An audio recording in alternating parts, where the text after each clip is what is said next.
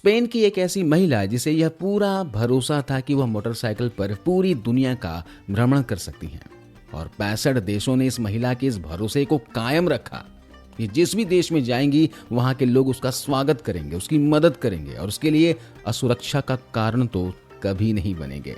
और यही सोचकर वो भारत भी आई थी। सुनाने जा रहा हूं सच्ची घटना। झारखंड प्रदेश का एक जिला है दुमका, उसी का एक थाना लगता है हंसडीहा। दरअसल बात कर रहा हूं 1 मार्च 2024 की रात लगभग 10:30 बजे के आसपास। गांव कुरमाहाट के पास 2 अंग्रेज, एक महिला होती है, एक पुरुष होते हैं, वो खड़े हुए थे। इसी बीच पुलिस की पेट्रोलिंग गाड़ी निकल रही होती है और पेट्रोलिंग गाड़ी की जो लाइट है उन दोनों पर पड़ती है। पेट्रोलिंग गाड़ी रुकती है, वो दोनों रो रहे थे।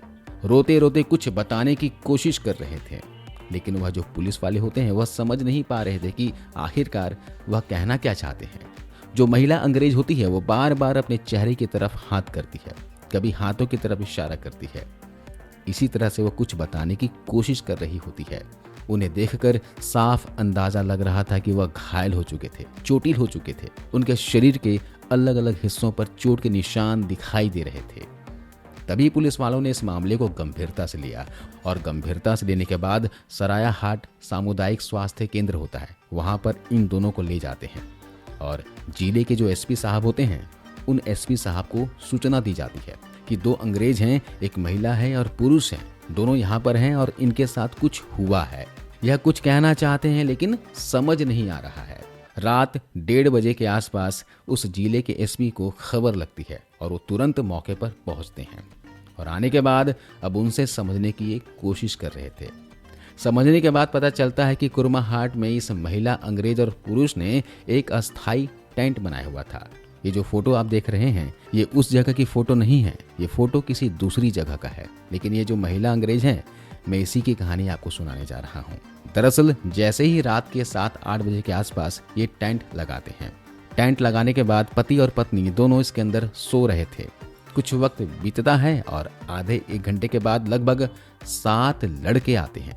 ये 7 लड़के आने के बाद टेंट के अंदर जाते हैं और इस महिला और पुरुष के साथ बेवजह मारपीट करना शुरू कर देते हैं। वो समझ नहीं पा रहे थे कि आखिरकार कौन पीट रहा है और क्यों पीट रहा है।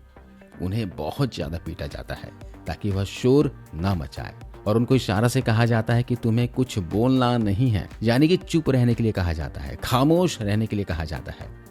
उसके बाद फिर 7 मिलकर इस महिला के साथ बारी बारी से बलात्कार करते हैं, रेप करते हैं और उसको खूब पीटते भी हैं। इनके पति को भी खूब पीटा जाता है। पीटने के बाद जब उनकी हसरत पूरी हो जाती है तो उस हसरत को पूरी करने के बाद वो लोग वहां से भाग जाते हैं। वो महिला रोती रही, गिड़गिड़ाती रही। उनको समझ में नहीं आ रहा था कि क्या करें, यहाँ तो कोई अपना है ही नहीं। वो विदेशी नागरिक होते हैं और उन्हें समझ नहीं आ रहा था कि कहाँ जाएं, कैसे करें, क्या करें। रात के 10:30 बजे के आसपास सड़क के किनारे खड़े होकर वो रो रहे थे। तभी पेट्रोलिंग पुलिस की गाड़ी वहां से गुजर रही थी। उस पेट्रोलिंग गाड़ी में बैठे पुलिस वालों की नजर इन पर पड़ती है और वे लोग इन्हें सामुदायिक स्वास्थ्य केंद्र ले जाते हैं। वहां पर एसपी साहब जो होते हैं वो इनकी पूरी कहानी सुनते हैं और एसपी साहब को बड़ा आश्चर्य होता है। महिला होती है, दरअसल वह ब्राजील की रहने वाली होती है, जिनका नाम है फर्नांडा। उम्र लगभग 28 साल के आसपास होती है। इनके पति का नाम होता है विसेंट, जो कि स्पेन के रहने वाले हैं। महिला की उम्र 28 साल है और इनके पति की उम्र 64 साल के आसपास होती है।